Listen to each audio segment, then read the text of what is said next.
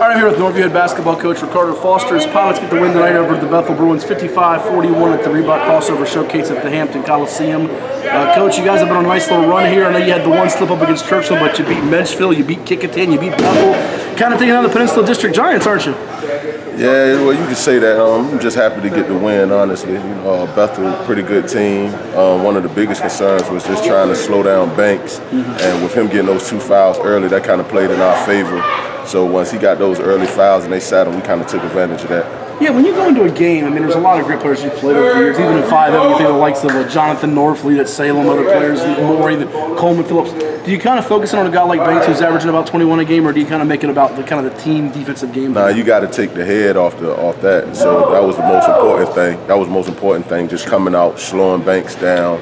You know, we said to ourselves, if he get going, it's going to be a long night. And we seen that in the second half. He hit 1 or 2 jump shots, started getting in the lane, started shooting some free throws. So that was like the game plan, really, just to keep him off the stat sheet and kind of slow down the big guy. Like they said, he was 6'10". So my biggest concern was just trying to keep that guy off the glass. It's like DeJour Dickens 2.0, right? Again, all over again, exactly. He's only, I think it's a sophomore. Speaking of taking off the head, you got 3-headed monster, it looks like, with Jamal Darden, Jamal Madison, John Hines. We've watched these guys since they were freshmen, and Darden dominates this game, 27 points, 11 rebounds, 3 assists, 4 steals. And I feel like still at times he might not know just how special and great he can be.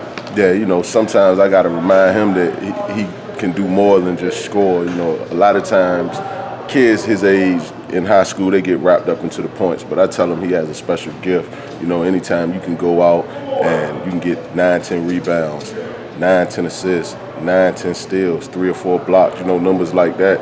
You know, he just reminds me of Rajon Rondo a lot, and I tell him that all the time. Don't get wrapped up in getting points, because you're going to get your points regardless. If you get 12 points to go along with your rebounds, steals, assists, and blocks, it's a great game for you. Well, I think your kids relish it, whether it be Darden, Josiah Stephens, who's kind of an unsung hero we talked about back at Norfolk State team camp, Madison Hines. They don't mind. There's kind of that fearlessness. Like Hines at one point was checking the big guy. It's extended, right. Like, I'll check.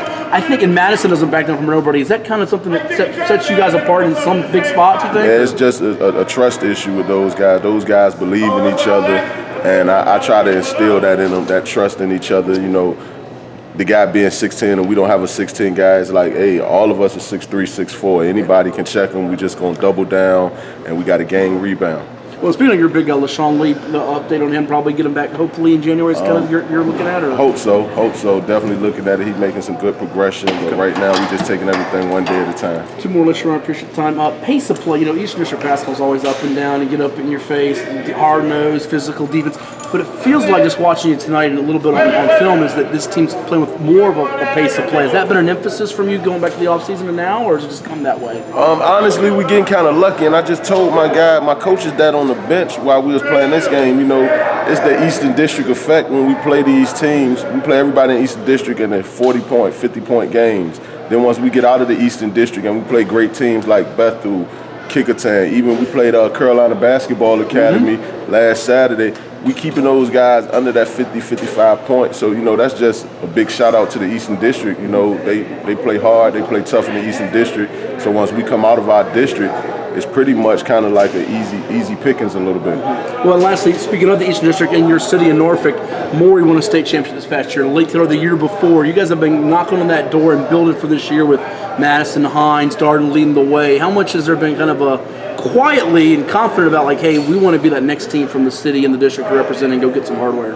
We definitely want to be that next team. 2 years ago, Darden, he was a freshman.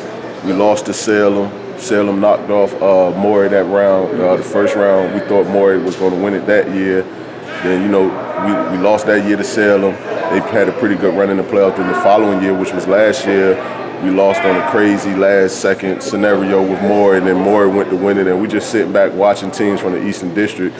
So we kind of feel like, you know, our chance is now, and we got to take advantage of it. Well, congrats on the win. Thank you so much, and we'll see you in the new year. Thank you.